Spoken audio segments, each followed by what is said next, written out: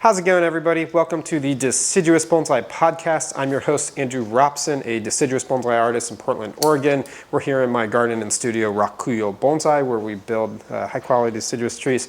Here with my co-host, Maciek, who's a moderator on the Bonsai subreddit, a good student and friend here. And today we're going to talk about leaf cutting on deciduous trees. Maciek, what do you know about leaf cutting? I know that we do it in a very pleasant way. We make the leaf look very nice. We do, yeah. So basically what we're doing on this tree, just for starters, or for anyone who doesn't know, is we're taking all the leaves of this tree. This is a Corylopsis, a winter hazel, and it's a fairly large leaf plant. Although these leaves are quite reduced from how they would look on a young tree or a tree that's growing in the ground. They're about 50% reduced from their natural state, but there's still, this tree has so many branches that if we leave all the leaves intact, things will get shaded out and die. So in order to sustain all the ramification that we have here, we have to manually cut all of these leaves. So we are taking these leaves, like you pointed out, we're folding them and we are cutting them at an angle. So the end result still ends up looking like a leaf shape. Doesn't look like we just cut the leaf in half. Even though we're extensively or basically just taking about 50% of that leaf off, maybe a little closer to 66%, maybe we're taking more like 2/3 of that leaf off. We're working down to maybe the size of a coin, like a slightly bigger coin. That's right. But what this is doing, this has a couple different benefits of cutting the leaves.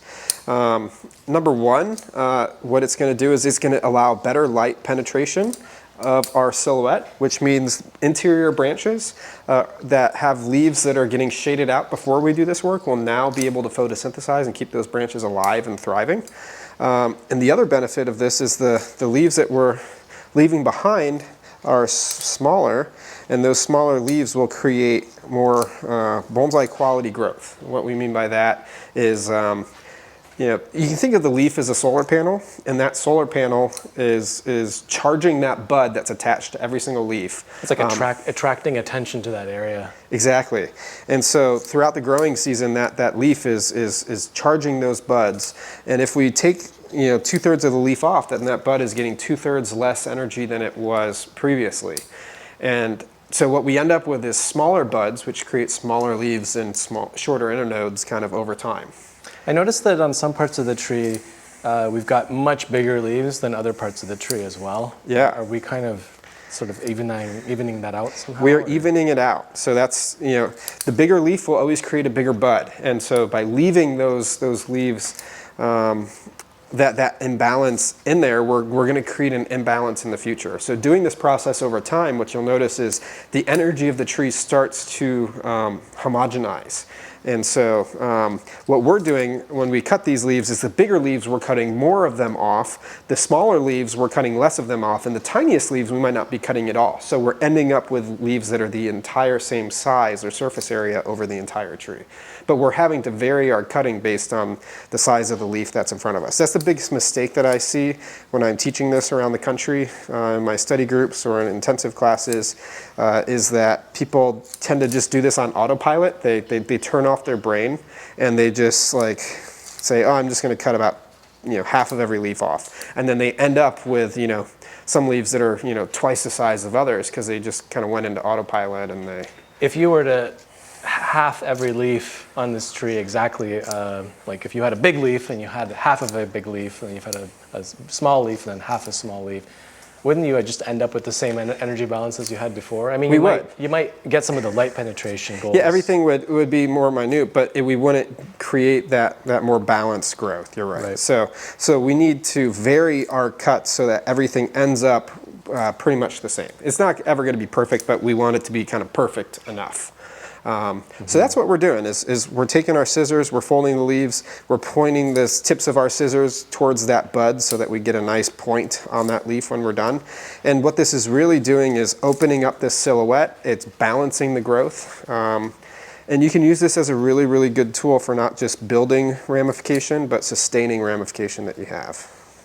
How do we know this tree how do we know that the structure of this tree wants leaf cutting? How did we arrive at that notion? Yeah, if you saw this tree at the start of this video, this tree is dense enough that you cannot see through it. And if I can't see through it with my eyes, then light won't be able to penetrate through the silhouette and keep this tree all happy and sustainable. So I guess you got to be renewing the tree from within. You can't just keep growing the silhouette outwards, right? that's right. We don't want all of our ramification to just be on the edge of the tree. We want it to be in the interior as well. And so So we got here through a different process, but now we've switched to this process after some number of years? a little bit. This process kind of starts about halfway through a deciduous bonsai's life, and you carry it in perpetuity. Right. So that's one thing that's important to bring up is the best deciduous bonsai, the ones with the most ramification or density of fine branches, the best deciduous bonsai are not sustainable systems in and of their own right. Because they want to be a big tree, I guess. Well, they don't want to be this dense. When we're making deciduous bonsai, like this winter hazel, if we look at a winter hazel growing in the ground in a garden or in the wild, this has way more density per square foot. So this is not a dwarf genetic. This is not a dwarf genetic. This is just bonsai, the manifestation of bonsai technique over time, Right. and But- is what creates this density. So the genetics of the tree have within them the potential to get here, They don't. but not never on its own. Never on its own. This is the relationship of someone doing this same technique that we're doing right now, years and years and years. Every year, not skipping a year. So like a very, very intentional insect attack at the very right time every year could maybe get close to this, but probably not. Yeah. But it's you're unlikely to see this in nature. And in bonsai, I always say we have to do a lot of unnatural things to make these look natural. In nature, a Corylopsis, a shrub might be 12 or 15 feet tall by 12 or 15 feet wide. And so it's going to look and feel like it has a lot more branches, even though if we measure, a square foot of it versus a square foot of this tree, this tree's going to have way more twigs than that tree in the wild. So when we're shrinking the proportion down to, in this case, about 4 feet tall rather than 15 feet tall, we need to add a lot more twigs and branches to make this feel natural. And we're doing a very unnatural thing. We're cutting the leaves to make it feel natural. So this is an unsustainable system. If we just took a year off from doing this year, we would lose about 20 to 30% of our fine twigging on this tree. So we've kind of built this thing that requires this. All high-level deciduous bonsai are like this, by the way. They're unsustainable systems. We keep saying bonsai is action on this podcast. So if we skip this action once a year, like I said, we lose about 30% of the twigs on this tree. Tree just does whatever it wants to, and it's never Right. These leaves are too big to sustain this ramification on its own. So we need to manually do this with this leaf cutting. So that's one of the secrets to ramification. Now, we should talk about what types of trees we can do this on. Leaf cutting, the nice thing about this technique is you can do this on every single deciduous bonsai. To some extent. No, you can do it on every single one. Oh, the leaf cutting, yeah. I'm thinking of total defoliation. So this is much milder than total defoliation. This is a very different thing. And this is why I very intentionally call it leaf cutting and not partial defoliation. I think partial defoliation is a really bad term for what we're doing right now, because that kind of, when I hear defoliation, my mind thinks, you're taking the entire leaf off. You are de-leafing that tree. I think you could even say that you could have separate definitions for defoliation, partial defoliation, and leaf cutting. Like you could distinctly say those are 3 different activities too. You could. I like to simplify it in my teaching to defoliation is one thing where we're taking an entire leaf off. Leaf cutting is a very entirely different thing where we are taking a part of the leaf off. And the nice thing about leaf cutting, like we were saying, is you can do this on any single deciduous bonsai, or better yet, you can do this on any single broadleaf bonsai, whether it's broadleaf deciduous or broadleaf evergreen. I have tried it on a tropical species, and it worked nicely to Works great, yeah. reduce the bud size of the next generation. Yeah, Benjamina ficus, which doesn't take well to defoliation. This is a great technique to develop Benjamina ficus, if you have any of those. And would you still cut those leaves in like a pretty way, or? Yeah, I always cut everything in a pretty way. Yeah. Now, if we cut this in a pretty way, 99% of people aren't even going to be able to tell when they visit the garden that this was cut. unless they really look at it. If they're a high-level bonsai person, they might be able to tell, but even a lot of intermediate people who visit the garden might, probably won't be able to notice on first glance that these leaves are cut. That's why we do it in the pretty way. It takes a little bit longer, but we're getting something that's going to be much more enjoyable to all of our students and guests and visitors who come by the garden throughout the year. And if this ever needs to go in a summer show or go into the tokonoma for a summer display, it's going to make it look good for that setting as well. So it takes a few extra, maybe an extra second per leaf, but it really does create a nice result. It's using some time up, but it's worth it. Yeah, it's a good habit to build too. So, and you can actually get quite fast at this. It might start off slow, but if I'm not kind of dilly-dallying, I can still cut a leaf every couple seconds. If I'm not podcasting, yeah, we can go through and cut leaves pretty fast. Speaking of efficiency, I have to say, having a big scissor with a nicely cleaned, sharpened blade and a really long blade too, helps me make the leaf cut, helps me make the cut across the entire leaf without a double snip. And once I'm double snipping, I find that I'm tearing. Yeah, double snipping is not as nice of a cut. This is a pretty big, wide leaf, and so for this especially, a big wide leaf, a big scissor like these is helpful. So yeah, and then because we are cutting leaves, it's always nice to have a sharp blade. So I just run a little sharpening tool over the blades, which helps get a nice clean cut on these. But this is a really, really important piece of work. Now we're doing this in early June, and timing is actually kind of critical. If you look inside the silhouettes of your trees and you're starting to see yellow leaves, you're already probably a little on the late side. We need to do this relatively early on our deciduous bonsai. So you're saying that if we did it like this, like 3 or 4 weeks from now, we might look inside and see a lot of sort of lost shoots. That's right. Weakening buds. Yeah, and so it's important to do this early. So we're now, Maciek, what do you notice about this plant? Have the leaves hardened off? Is the growth kind of stalled? No, I mean, I'm seeing that they seem to be running hard actually. But like, are the leaves like new and young and fleshy, or have they?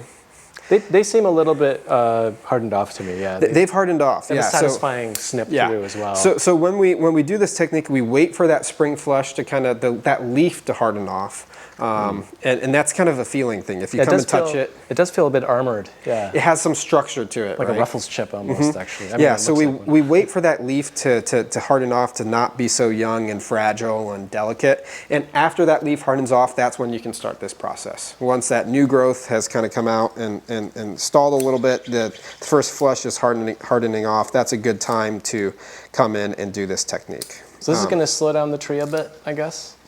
Yeah, this will. We're taking a lot of foliage off this tree, so if this tree was getting watered twice a day, maybe it goes down to once a day for the next week or two until temperatures rise and catch up a little bit.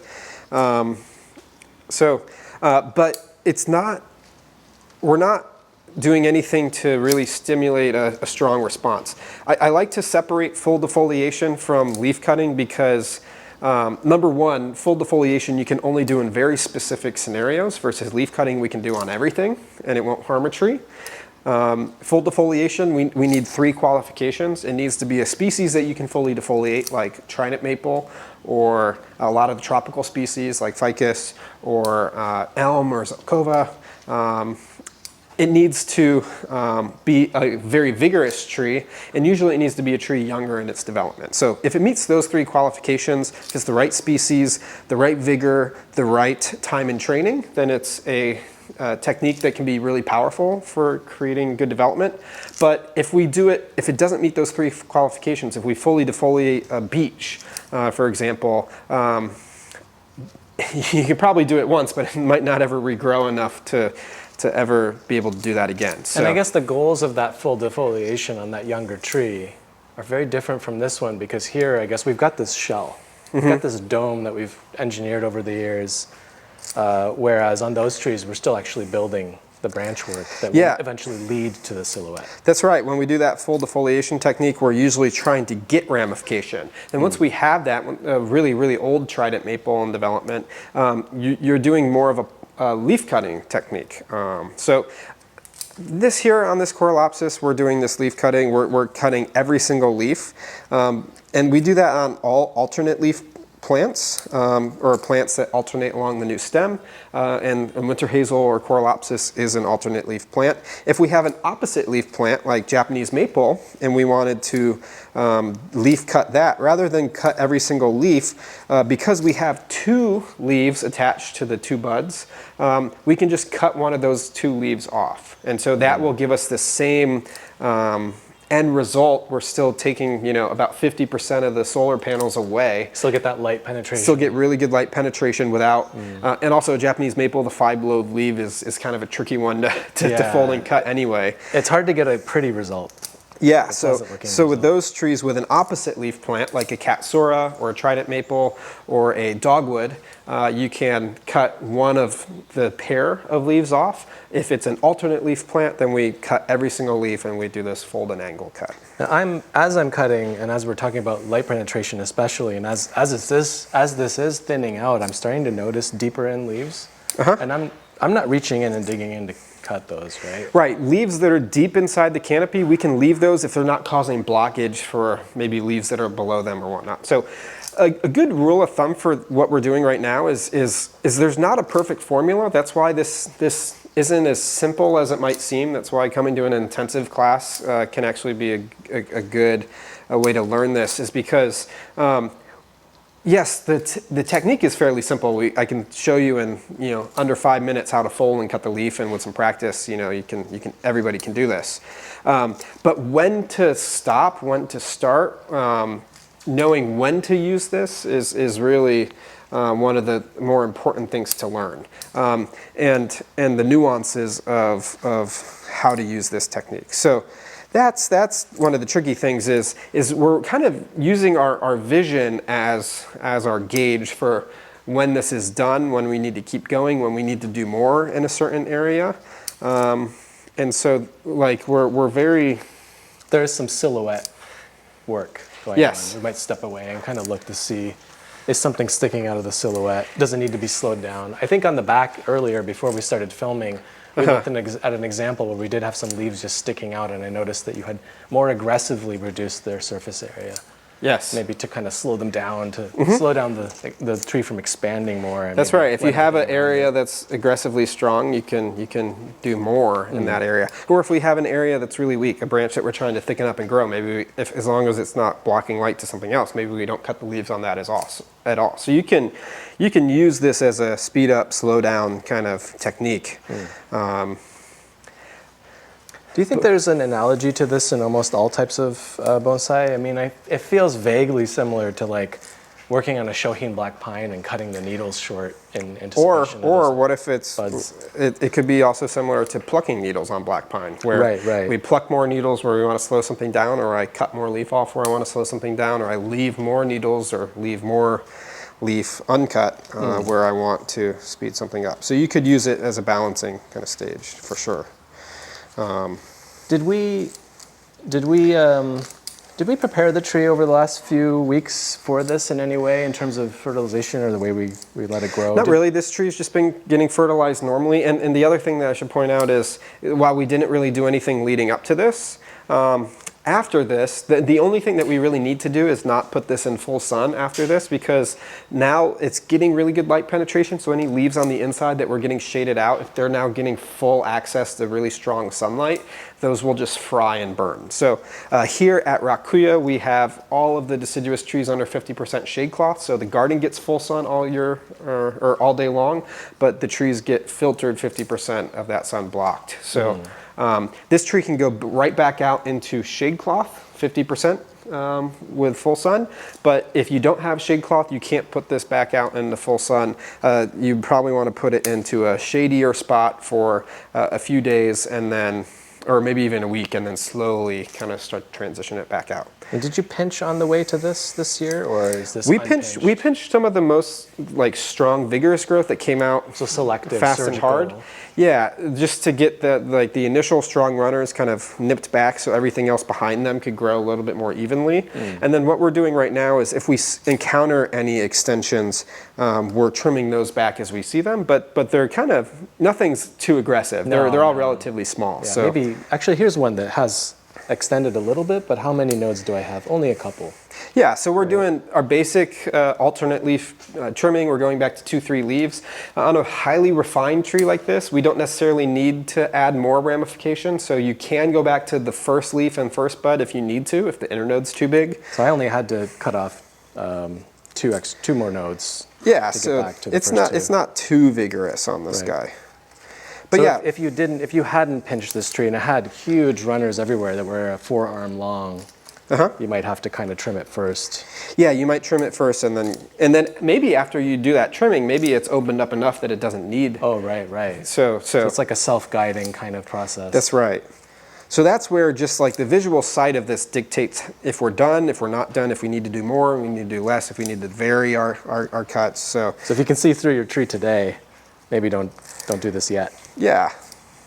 Unless you're doing this less for light penetration and more for slowing down buds. If you're trying to get smaller buds on your tree so you get shorter internodes and smaller leaves in the future, then you might still do this even if you don't necessarily need to do it for light penetration. Okay, so you're saying like if I'm in early days and I'm trying to kind of angle the tree towards Shohin, perhaps this might work as a This might work great.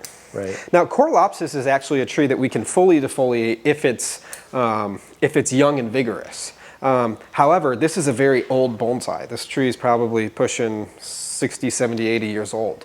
And so, and it's not that vigorous. I mean, we saw the extension out here. We were just chatting about how they're, 3-4 leaves or buds long. If they were 15 buds long and we had, 12 inches of extension all over this tree, yeah, maybe we could cut it back and fully defoliate it. But at this age, it's the right species, but it doesn't have the right vigor and the right age for us to fully defoliate it. So we won't do defoliation, we will do leaf cutting. Right. So we don't usually do leaf cutting in super early stages. That's right. Yeah. So in early stages of this, what we would do is on this species, if it's young and vigorous, we would fully defoliate it to start getting density of branches. Once we have density of branches and the tree starts slowing down a little bit, that's when we shift to doing the leaf cutting. So we do the same thing on trident maples. I don't know of many people who fully defoliate trident maples in kind of the end stage of their training as bonsai. It's a very, very common early stage and middle stage technique. To build up branches and such? Yeah, but once you have a lot of really nice density and the tree starts to slow down because of that nice density, most people switch to doing partial defoliation on tridents or leaf cutting rather than like a full and total defoliation. I've heard that later stage called the scissor work stage. Do you use that term? Is that applicable to what we're doing here? Is this scissor work? Or is scissor work something else? This is a type of scissor work, although you could say that defoliation, like full defoliation, is still scissor work because we're usually cutting the petioles long. True. But I think a scissor work is any pruning, any leaf cutting, or defoliation. Are we wiring this tree much in these years? Typically with deciduous bonsai, we wire them a lot early in their development, and then you maybe like wiring the primary structure, but once that primary structure is set, we're mostly doing scissor work. So a lot of wiring in the beginning and a lot of scissor work in the end. There's some variations and exceptions to that. Chinese quince, we tend to always have to put some wire on. Ume, we tend to always have to put some wire on. But most things we really taper off with the wrapped wire. Now, a tree like this, we might edit in the winter with a lot of guy wires to not necessarily put shape in the branches. They have shape from years of directional pruning, but to maybe change the location of some of those shaped branches. And a guy wire is a much more effective tool for that. I guess if I did work on a tree like this for a few years with just this method, just trimming, I guess, and leaf cutting, Yeah. then eventually I'm going to find that the tree has decided on some directions and some expansion points where now I disagree and I need to start moving those branches with guy wires. That makes sense to me. That's right. Yeah. That's a big tree. This is a big tree. So, one of the things I like and enjoy about leaf cutting is it's one of the more meditative things that we do in Deciduous Bonsai. Like, this is one of the things that you can have a friend over and record a podcast while doing it, or you can put on a podcast like our Deciduous Bonsai podcast and listen to it while you're doing this. Maybe somebody will. Or I even like when I'm here in the summer and I just have weeks of this work, I'll just throw on Netflix or something in the background, just have a show that I'm kind of watched before that I'm just rewatching, or this is one of the more, or listen to some music. This is one of the more meditative Zen things that we do in bonsai. Not everything is like that. Repotting tends to be more of a dirt flying all over the place, reciprocating soils. You're moving around the workshop a lot. Yeah, versus this is kind of like a good, slow, steady, easy work. So now we should talk about different species in this work. So like I mentioned, you could do this on every single deciduous or broadleaf evergreen. Now the timing of that, certain deciduous species, when they get shaded out, the leaves will die very fast, and certain deciduous species, when they get shaded out, the leaves will die very slowly. Coralopsis can actually die out fairly fast, and I tend to find that shrubs in general can die back fast. Like blueberries and azaleas. Yeah. So these are ones that we like to do relatively first in the season. Also, I tend to do my most refined trees first. The trees that have the most density, I prioritize the most because they're the ones that are going to get shaded out most quickly. So trees that will either have the most density we tackle first, or trees that have more sensitivity to shade we tackle first. Is that also maybe is there anything to the notion that you have a long runway till the end of the season and that they could use that time to regrow? That's right, Does that not factor into it? Or we're trying to prevent those interior leaves from dying the fastest. Right. So use it or lose it. That's right. So on here, they're gonna die faster than they will on a beech. Mm-hmm. Or on a Coralopsis that's this refined, they're going to die faster than on the Coralopsis that has half this amount of branching.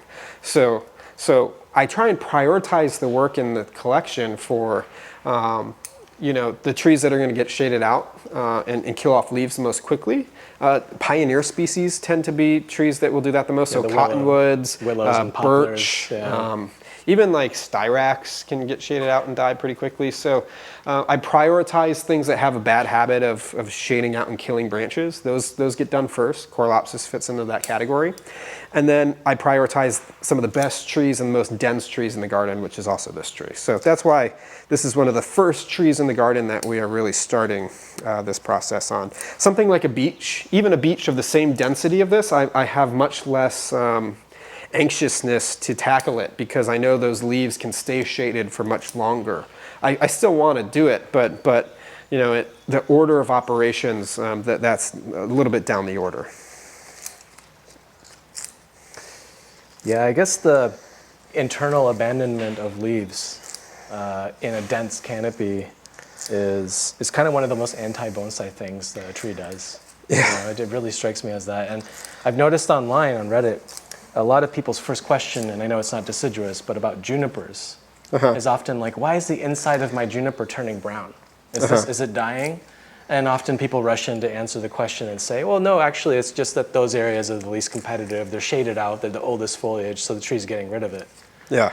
And I'm thinking, the analogy is all over bonsai, right? That of what we're doing here, you can kind of see it everywhere, right? You can see it. You see it in a lot of different things. It might not even be necessarily leaf cutting that you're compelled to do, but you're compelled to do something to save the interior and strengthen the interior.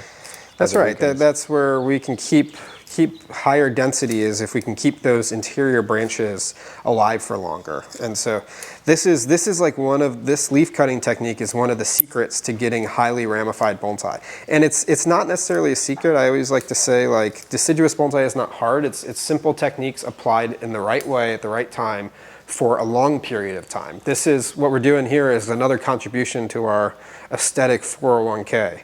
And this is actually really important. We need to do this work now. Otherwise, like I said, we've built an unsustainable system. So I don't have luxury to skip this work.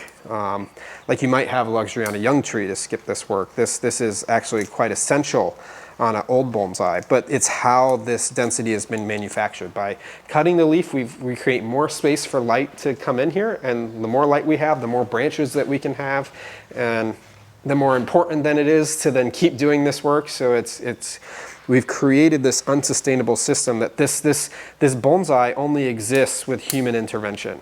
We know that obviously from watering. If this tree doesn't get watered in the summer, it dies. But if we don't do this type of work every year, this silhouette as it exists right now will not exist. So you're saying the best trees come from sort of a continuous attention. That's right. Even if you're not continuously cutting it, you're looking at that opportunity, you're monitoring what's happening with it.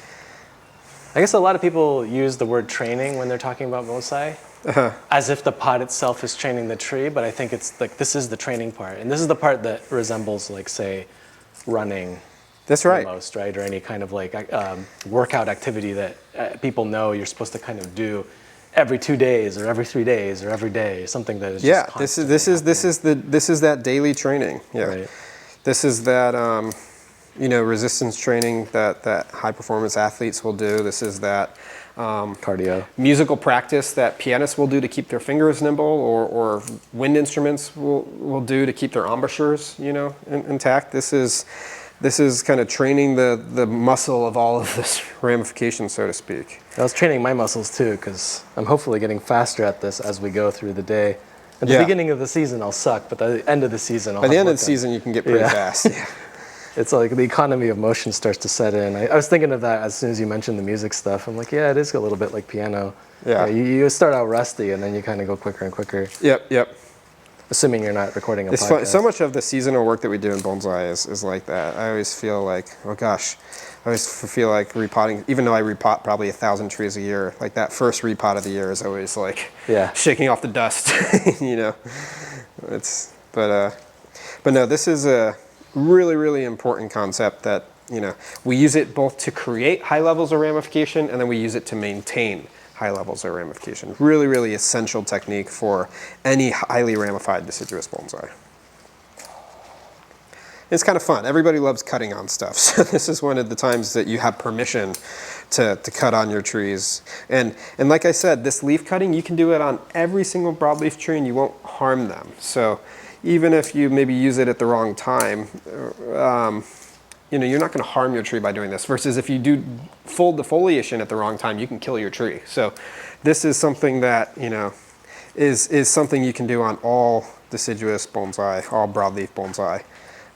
And it's really effective. Especially, this is one of the things, like deciduous bonsai, I keep saying this is like an aesthetic 401k. Doing this once won't really do anything. If you have a young bonsai in development and you just do this technique once, you're not going to see a huge difference. But if you do it continually, year after year after year, if you keep those contributions going, the compounding of those contributions will create a really magical result, both in your retirement account and in your bonsai collection. And so that's really, really essential for this technique is you might do it once and not really see a difference, but it's not about doing it once. It's about, the magic of this technique comes from the continuation, the perpetuation of doing it year after year.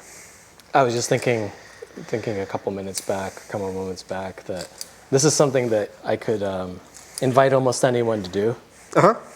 And so you can marshal your community of friends to help you out with one of the most laborious parts. Yeah, or even of a spouse bonsai. too.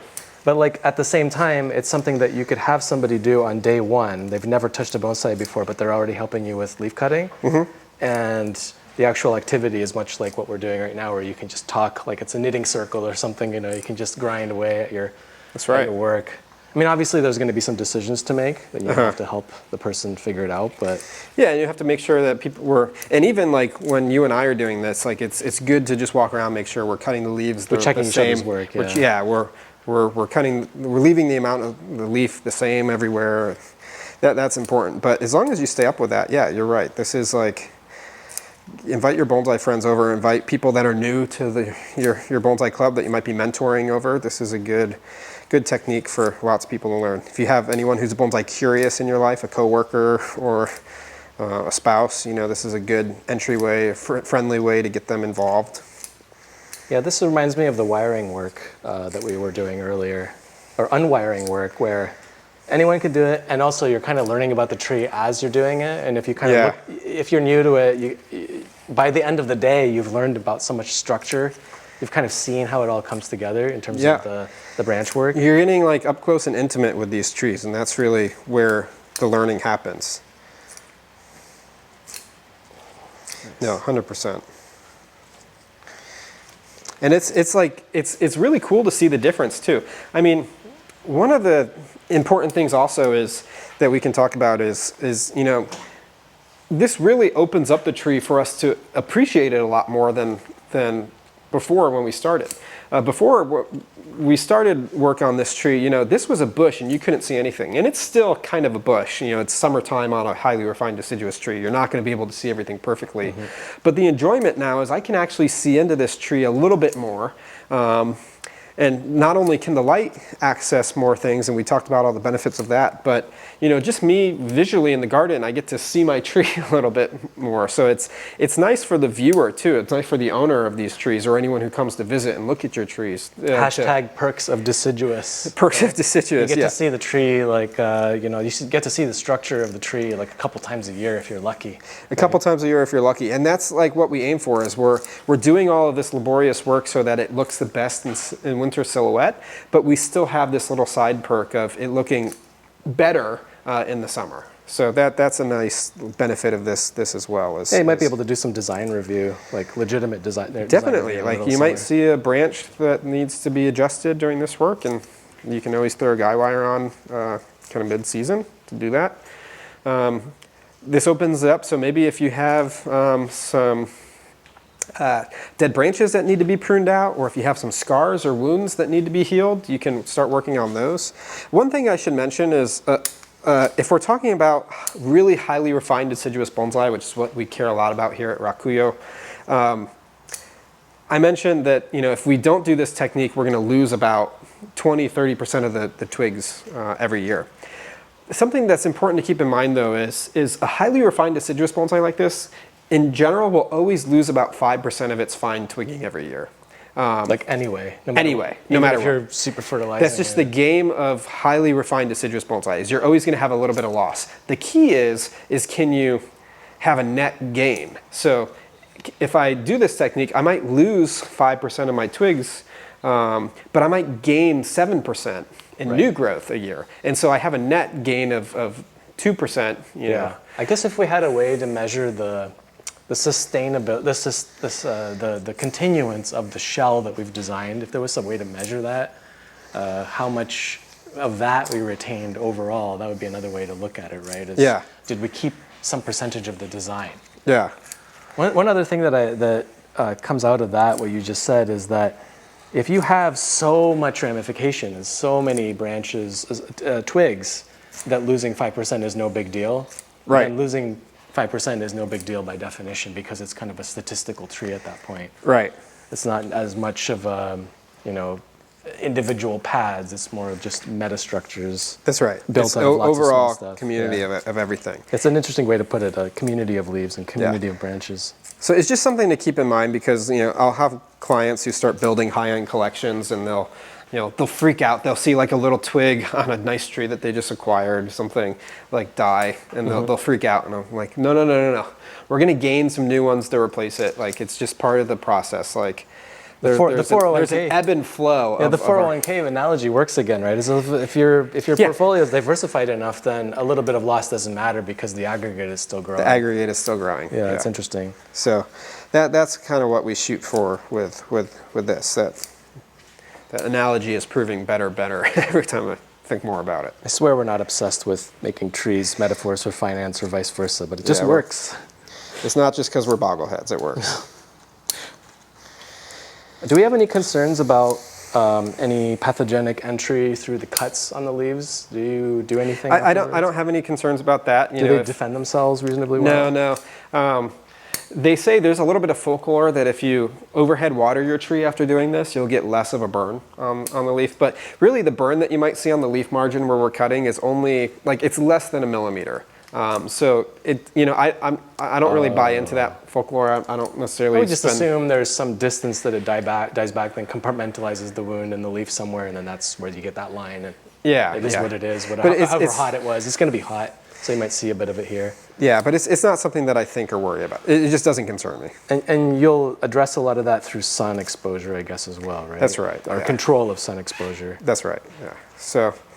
Well, we hope you enjoyed. Hopefully, if you're watching this on YouTube, which is our main host for this podcast, we hope that you can actually see the results a little bit. Maciek mentioned we started on the backside before we started recording, so now we're actually starting to see some good light penetration. I hope you're seeing a little bit of that on the video. I see through to the garden. Yeah, we still have a little bit of work to do, especially on some of these lower branches, but I think we're out of time for this episode. So thanks for tuning in. If you have any questions, drop them in the comment section. If you haven't already, subscribe to our channel and like this video. That really helps us out and supports us. So thanks for tuning in. We will see you next episode.